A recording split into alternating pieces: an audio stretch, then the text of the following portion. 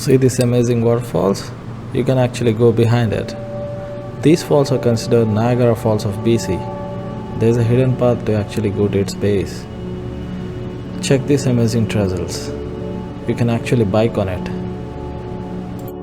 Hey, this is Anand from Vancouver.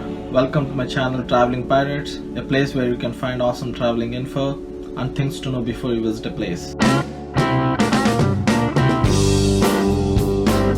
If you are a vivid traveler and like to see new places, consider subscribing to the channel as we post videos on less explored yet interesting places. Also, like the video if you find anything interesting and share it with your friends who might be interested as well. Today's video is about a budget-friendly and instant trip covering Wells Gray Provincial Park and Kelowna over a weekend. Yes, just 2 days. I'm going to show you all the places that you can visit without much of a planning or advance booking. Okay, without further ado, let's get started. We started our journey from Vancouver Friday evening at around 8 p.m. After a couple of stops in Kamloops and Clearwater, we reached our hotel at around 2 a.m. We booked our first accommodation at Helmkin Falls Lodge RV Park, which is located right in Wells Gray Provincial Park. This seasonal guest accommodation offers a on-site bar, restaurant, and ensuite guest room with tea and coffee making facilities. We booked a premium log quadruplet room with mountain view for 4 people.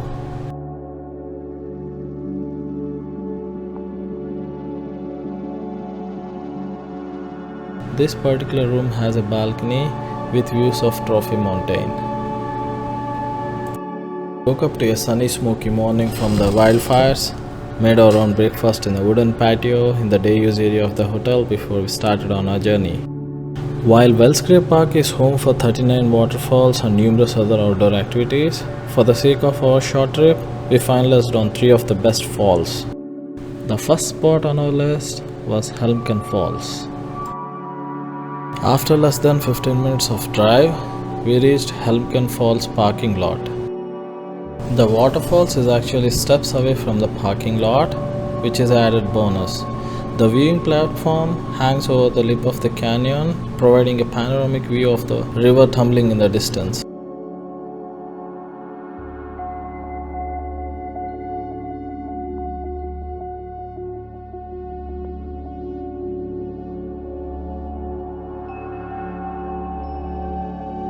Next on our list was Dawson Falls, which is 10 minutes from Helmcken Falls. A short 10 minutes hike from the parking lot will take you to the falls. This quick hike is relatively flat and is gentle ups and downs, making it ideal for hikers of all skill levels, including families. Though the view of the falls is good from this location, there is a better place to view it. If you continue along the trail further for about a minute's walk, you will see a small track with some fallen trees blocking the way. With a little bit of stretching and jumping, you can gain access to the base of the falls.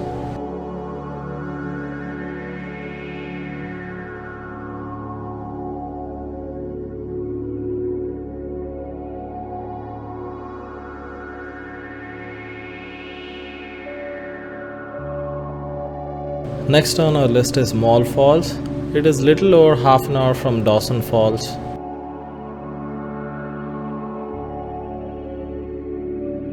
There are a couple of things to consider while visiting Moul Falls. There is no cellular reception in Wells Gray Provincial Park, so it's always better to have offline maps handy. And the signboards to the Moul Falls is not that noticeable, so there are high chances that you could miss it. The signboard at the entrance said 3 kilometers. It took us 30 minutes in and 30 minutes out and an hour at the falls. Always carry a bear spray, this is bear country. The first 2 kilometers of the trail was relatively flat and easy, while the final part was rocky and steep. The trail ends with this staircase to the base of the falls. From here you can see the falls plummeting into the canyon. You can get into the shallow waters here. There is a thin slippery trail that leads you behind the falls and ends into a spectacular cave made of erosion of lava rock.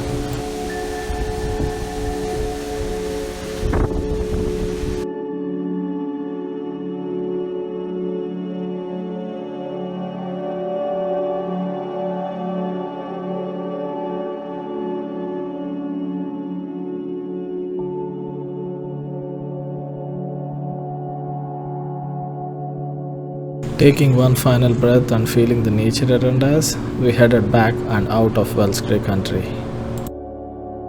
After a 5 hours drive, we reached our next accommodation at Carmi Station Comfort Cabins at Beverdale. It was a rustic wooden alpine cabin lodge with interiors in Nottingham style, decorated with wooden planks and stones, with big windows, fireplace, bar chairs, and the host Serene was a super cool lady and so helpful. And for us, after a shower and of some partying, we went off to sleep. Day 2, we got up late in the morning, had some coffee breakfast, and then checked out. Our first stop for the day was Myra Canyon Bike Trails in Kelowna. The drive to the trail starts off a rugged mountain path. Initially it seemed bad, but for 4 of us in a ton of luggage in a sedan, we made it to the top. If we could, anybody can. There is a private owned bike rental company by the parking lot. They charge around $45 per bike for 4 hours. After signing a disclaimer rental agreement, we rode our way to the trail. Biking the Myra Canyon Trail is an easy ride that can be enjoyed by the whole family. This flat trail is 12 kilometers one way, so it's 12 kilometers up, 12 kilometers back. But since it's not a loop, you can turn around at any point of time. While people can even choose to walk, but biking is the best way to enjoy this spot. After around 3 hours of biking in this scenic spot, we headed back to the parking lot, returned the bikes and headed out. Next on our list was Kangaroo Creek Farm. It's an half-an-hour drive from the canyon. The huge parking lot and entry priced at $12, it's a must-do for all age groups. The best part of this farm, you can actually pet and feed various exotic animals.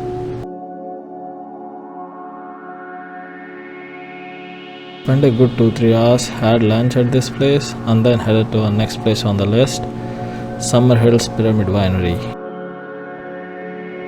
It is the most visited winery in British Columbia. They actually have a pyramid on the property. After you cross the pyramid at the entrance, there is a huge parking lot overlooking the Okanagan Lake.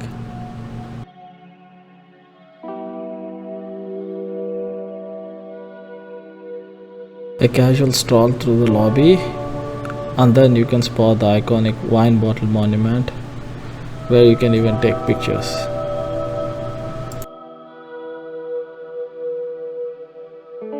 And then we headed in for some wine tasting.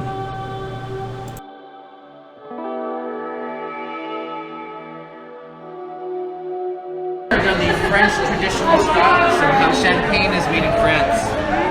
This is won an award every single year since 1991, so it's the highest awarded sparkling to date in Canada. No need to swirl, just sip it. Everyone gets to taste 4 wines each, and it's free of cost.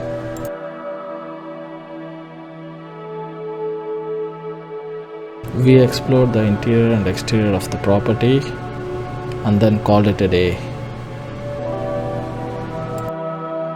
With a heavy heart and loads of memories, we bid our final goodbye to Kelowna and started our journey back to Vancouver. All in all, the whole trip cost around $250 each, including food, accommodation, gas and tickets. Around $120 a day, which I don't think is really bad. The intention of this video is to remain budget friendly. There are a lot of other vivid things that you can do out there. Whatever be your individual choice, this place has its own flavors to offer.